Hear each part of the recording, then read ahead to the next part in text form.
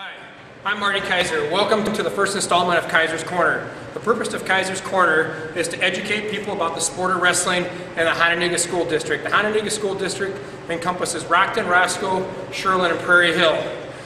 Today, basically what we're going to do in the first installment is I'm going to give you a little introduction into our program and then give you a quick tour of our wrestling room.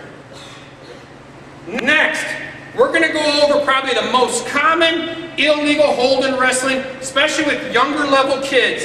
It's that kids have to realize when a wrestler is down, the person who is on top and in control cannot lock their hands anywhere on the body until the person gets their feet. So if Colin is wrestling with Manny right now and Manny goes to stand up right here and Colin interlocks his hands, this is considered locked hands.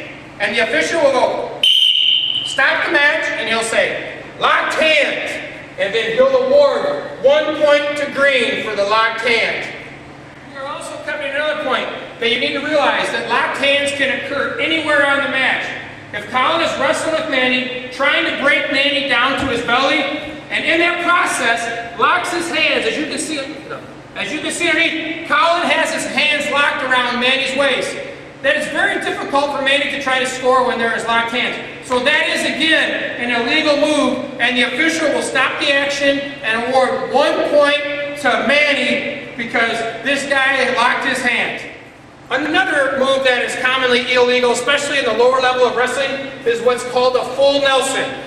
A full Nelson is when Colin brings both hands under the person's armpit and actually locks on the back of the person's head. If Manny looks up and pushes himself up, it's very difficult for Manny to do that, and it puts his neck in a great deal of strain. This is called a full Nelson. And actually, even if Colin just touches each side of the headgear, that is considered a full Nelson.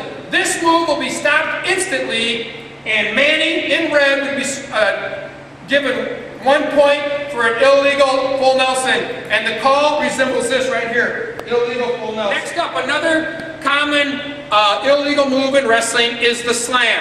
And basically what a slam is taking your opponent to the mat with great force. And basically what they say, whoever is taking the person down has to have control of that person's body while they're hitting the mat. So if they're wrestling,